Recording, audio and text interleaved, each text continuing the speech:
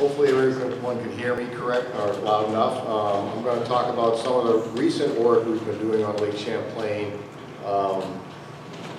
with Lake Sturgeon, in particular the acoustic tracking project we've been involved in the last 2 years.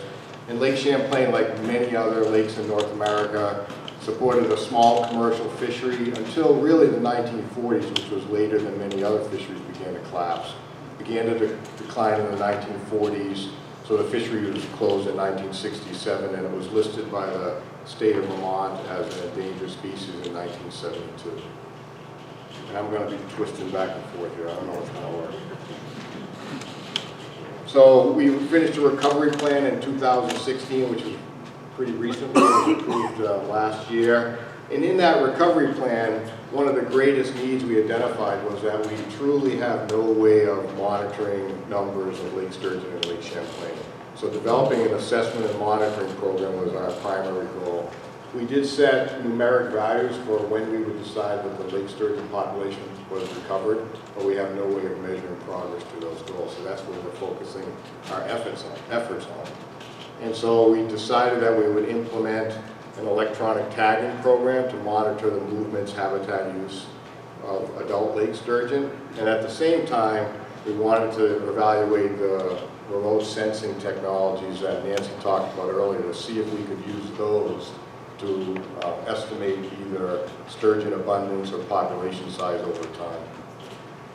So this is a graph of Lake Champlain. For those of you that don't know it, it's about 120 miles long. It serves as the border water between New York, Vermont, and Quebec. Those tributaries that you see here in red are the only tributaries of Lake Champlain where Lake Sturgeon spawning has been documented either historically or in our recent work. So we began the adult tracking project in 2015. The goals of this project were to identify areas either in the tributaries or in the lake where we could more effectively sample adults over time. For any of you that have worked in these tributary spawning locations collecting Lake Sturgeon, you know how results are so impacted by variable environmental conditions, as well as the fact that Lake Sturgeon don't return to spawn every year, so it's certainly difficult to develop an index of abundance over time. So that was the primary focus of the work we're doing with tracking. We also want to use it to identify critical habitats that would need more protection under some of our lakes and ponds regulations. There's been a number of proposals for either pipelines or high voltage electric lines laid on the bottom of Lake Champlain, and we wanted to see if there were areas that may merit more protection than we would typically give parts of the lake. And then we wanted to look at the spawning frequency of these adult Lake Sturgeon that we'd be tagging. I'll try to look this way. So we began gill netting again in 2015. We went back to these sites. The only sites we've been successful at collecting Lake Sturgeon is right up at the first barriers where they congregate to spawn. We spent time in the 1990s and the early 2000s looking for Lake Sturgeon other places in the river, and we were just unsuccessful. So we used large mesh gill nets, 8, 10, 12-inch mesh, and we were monitoring these nets in 3 to 5 hours. In earlier work, we left some overnight sets where we were trying to identify different areas, but for this work, the tagging work, we just set nets and checked them after 3 to 5 hours. And all the fish we have handled since 1999 are pit tagged behind the skull plate, I call it, and we put Vemco VR16 tags in a subsample of the fish we've collected over the last 2 years. And these are coded acoustic tags. Many of you are probably familiar with them. These are coded to ping once every 60 to 180 seconds, and with that type of ping rate, we have a 10-year life history on these tags, or lifespan on these tags. And when I first tagged fish in, I think, 1998 or 1999, I was using a radio tag. It had a range of about 50 yards in the river, and they died after like 3 months. So now we've got this technology out here where we can program them, and those fish are going to swim around with tags for 10 years, and it's a great tool. I mean, it's pretty interesting to put a tag up there and know that you'll be able to monitor their movements for a decade. So this is just a quick picture of how well they heal. This fish was tagged in 2015. We recaptured it in 2016, and the scar healed up very nicely. So our gill netting results, we don't have a population. I can't give you a number, but I can tell you it's nowhere near what everyone else has been talking about. We spent 5 years sampling lake sturgeon the first 5 years, and I think we caught 24 fish total. We've learned a little bit, and we think we may be seeing a recovery because of some other efforts like sea lamprey control and improved flow. So we certainly caught more in this last 2 years than we did in the 5 years previous. But we caught 28 adults in the Winooski River, 25 males, 1 female, the first female we captured in 7 years of sampling for lake sturgeon, and 2 we didn't operate on, so we didn't sex them. Because we're on the spawning sites, all the males we've captured are very easy to sex. We don't even have to operate them, they're running right males. We caught 2 males in the Lamoille. One was a recap from 1999, and we caught a male in Otter Creek, which was the first lake sturgeon we captured in Otter Creek. And it was because we had talked to the Lake Champlain Walleye Association and asked them to let us know if anyone caught a sturgeon. Once we heard that, we pulled our gear from the Winooski, rushed down there, and caught the lake sturgeon. Maybe not the same one, but we were able to catch and tag a lake sturgeon. So the fish lengths that we're dealing with range from 47 to 64 inches. They range from 20 pounds to 43 pounds. We surgically implanted 19 acoustic tags in the fish in the Winooski River, 10 in 2015, 9 more in this last year, 2016. And we implanted an acoustic tag in the 1 fish we caught in Otter Creek and 1 of the fish we caught in the Lamoille. That fish we caught in 2015 just didn't look healthy, so we didn't want to operate on and put a tag in it, which was a lost opportunity, but I didn't really want to kill an endangered species because it would really complicate my life. So we tracked these fish with both a portable receiver, and this was our setup for the boat. We would just tape the transponder to a bottom of a pole, and we would look for these fish in the river by just cruising up and downstream with this flat bottom boat. Out on the big lake, we had a bracket put on one of our Seahawks. Again, the transponder is taped to the bottom of the pole. And with this rig, we could actually, on a day with nice weather, we could move at 3.5 to 4 miles an hour and detect lake sturgeons. You can cover a lot of ground, with a boat set up like this on calm days. On rough days, you couldn't do that. And we also put out their stationary receivers in the river mouths, 2 in each river mouth, so we could see direction of travel when they left, when they re-entered the river.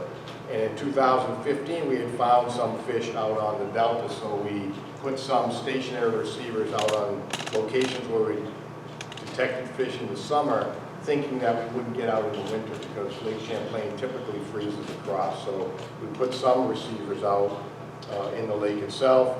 And then the University of Vermont maintains a receiver array at choke points throughout the lake. So we're sharing information, hoping that if some of these fish move long distances, we'll be able to see, where these fish move to.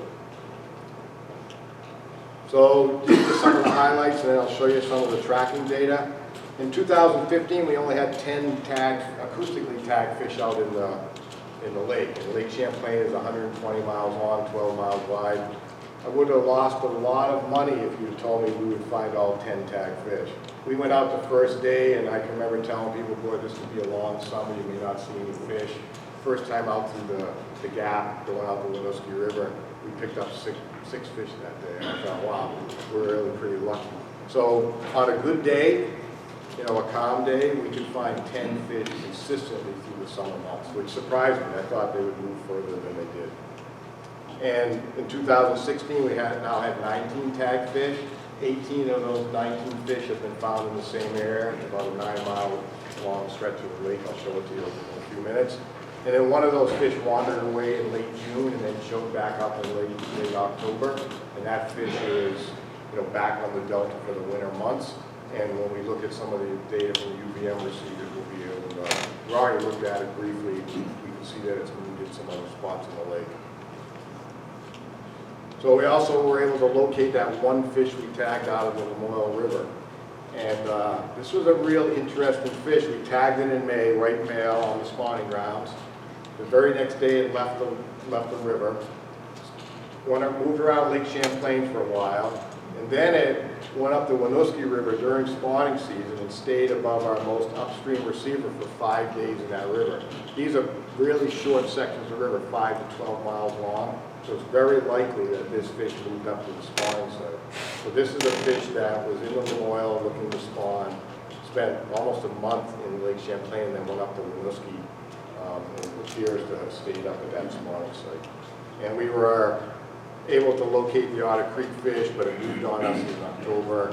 We're hoping to find these overwintering areas where they congregate.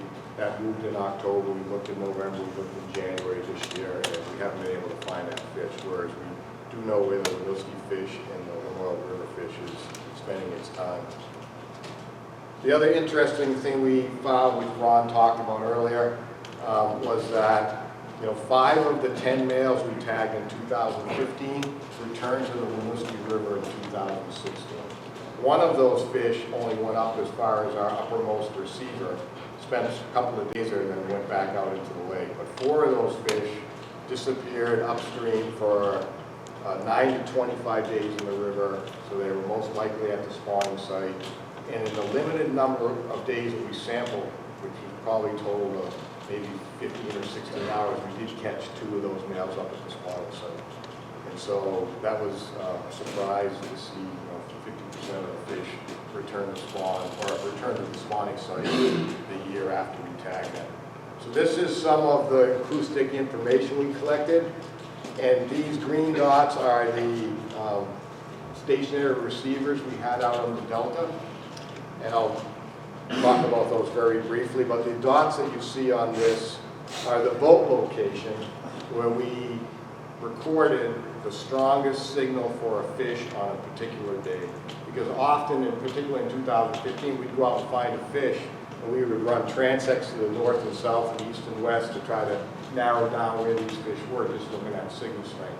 So what this figure shows you is the strongest signals for a fish on a given day. And you can see that they're spread along the delta. This is probably, including Apple Tree Bay here, is probably about 11 miles long. But they were consistently there between 12 feet of water and 28 feet of water for 2015. And you can see the similar pattern to this last year, 2016. We did the same thing. We had a different crew. We didn't do as much east-west, north-south work as we would have hoped to, but they were still in the same pattern in terms of where they were. You'll see this, oops, I don't know what I did there. There's some detections up here in the Lamoille or Mounds Bay. There's a actual causeway here. That's an old railroad bridge that segments this section out. But those detections up in Mounds Bay were from that Lamoille River fish. We've never seen a Winooski River fish move in Mounds Bay. So what we noticed from 2015, and this is the 2016 data, was that these fish seem to begin to move into a much smaller area during the fall months, November and December, and you can see that on this slide. They moved here. As I said, we were trying to find areas we could sample these fish more effectively. We were hoping to find overwinter congregations. We had a fish down in what I'll call Apple Tree Bay area, and we were hoping that might be a second, overwintering congregation. We didn't expect to get out on Lake Champlain in the winter, as I said, but we've had 2 mild winters. And so when we went out and looked in 2016 in February, which I would have also lost money betting that I could take a boat out on Champlain in February. That's unheard of. All 10 fish that were tagged, including the one down in Apple Tree Bay, had moved into this smaller area. Again, these are the strongest signals for that day we were out, near that mid-Winooski Delta stationary receiver. And I can just talk about that. We put these receivers out briefly, I'll mention, we put these receivers out with no idea where to put them. We just thought we found them from one end of the Delta, the next we'd spread them out. We just dropped the receivers in. You can't have floats on them in the winter either. And on this receiver in the middle of the Delta, we had 530,000 detections of lake sturgeon. So it doesn't really prove much other than, we have 530 detectors. You can't put that on a slide or a graph or a figure. But it did show that, they are overwintering here, and the few times they moved away, they were picked up by the receiver to the north or the receiver to the south. So when you look at the other dates we got out last winter, we were out in March and early February. The March, all 10 fish were still located in the same general area. And then in the April day we got out, 9 of the fish were located, in the same area, but 1 fish had moved to the north and was picked up by that receiver we had up on the north. So we feel pretty confident that this is an area they congregate to overwinter in. And so we were out in January of 2017. So 2 years in a row we've been able to get out on Lake Champlain in the winter. And now we have 19 tags on the delta, and you can see they follow the same pattern. They're spread out a little further, and we're hoping to get out later in the winter and see if that tightens up. And again, this is the strongest signal for that day we were out for each of the 19 fish. So the other part I talked about was using this remote sensing equipment to see if we could estimate population abundance or numbers over time. And when I talk about that, I was talking about the DIDSIN, the split beam, and the side scan sonar units, and possibly video. So in the past year, we funded research with the University of Vermont to evaluate the use of some of this remote sensing techniques. And Lisa Izzo's here. She has a poster out in the hallway there. Donna Parrish is her advisor, and she'll be working on her dissertation to evaluate the DIDSIN and the side scan sonar and maybe something else in the future. We were fortunate enough to be able to purchase a research grade side scan this past summer, and the sales rep came up in June when we had these acoustic tag fish still in the Winooski River, so we could go into the river and use a side scan and see if we could locate any sturgeon. And there's an image of, maybe the first image of a sturgeon seen with a side scan in the Winooski River. It's almost a classic, this is about a 5-foot long fish, and there's its shadow. So that worked out well. And then in the summer months, we also spent some time out on the Delta. I mean, Lisa spent a lot more time than me, but we were out in the Delta in the summer just to figure out how to use the equipment and what we needed to buy. And this is a sturgeon seen on the Delta during the summer months when they hadn't congregated yet. These fish are spread out over that 11-mile reach of river, but we still were able to pick up a few images that were pretty confident are lake sturgeon. So with that, I would take questions. I put this slide in just to show you that Lake Champlain still had a large lake sturgeon at least through 2016. This fish washed up dead on one of the islands in Lake Champlain this past summer. I put this up here also to remind you to ask anybody if you know where I can buy gill nets with a stretch mesh bigger than 12 inches. I'd like to know where to do that. I've been trying to find a company that sells that, and I can't. Because after I picked this fish up and was holding his head, I don't think we're going to catch many of these fish in 12-inch stretch mesh. And the other reason I put it up is that I brought a poster of the spine sections from this fish, and I'll put it up on the wall out here if people want to try to age this fish, which was 6 foot 9 inches long. And by the time I got the weight, it was 165 pounds, and it had already started decaying. So I won't say I had an accurate weight, but it was a very large fish for what we typically see in Lake Champlain. So with that, I'd be glad to take any questions.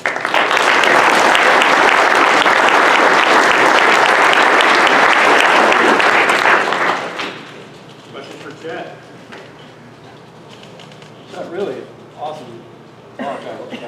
I guess my question is, what role do you think sea lampreys have had in a greater conservation scheme here? I mean, you mentioned you thought you might be seeing a preliminary recovery due to the sea lamprey control efforts. I mean, when you're seeing adults, I mean, are they pretty scarred up, with all lamprey wounds, or what's the wisdom on that?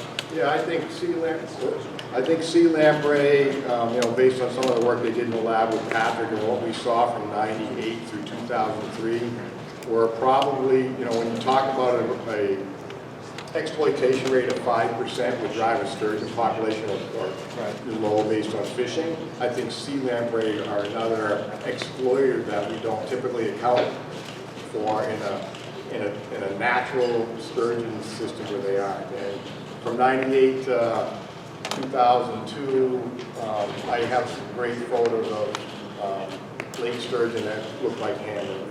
We had over 200 and maybe 20 wounds per 100 fish, and now we're down to 16 or 17 wounds per 100 fish because the sea lamprey program has expanded a lot. I had the opportunity this summer to talk to a commercial angler, probably the last commercial angler on Lake Champlain, and he told me when he would ship his sturgeon off to New York or to Boston to the markets, he got a call from the buyer in New York and wanted to know if he was dispatching them with a shotgun. Because in 1966 and 65, he started to see, you know, incredible wounding on the sea lamprey that he was harvesting commercially. So, you know, there's no way to prove that unless somebody wants to offer up a system where we could introduce sea lamprey and see what happens. But I think that if you just look at the exploitation and what it did in, you know, commercial fisheries and recreational fisheries, this is not a normal mortality that sturgeon takes in North America. All right, I'd just like to say we'd like to thank all these folks for coming this morning.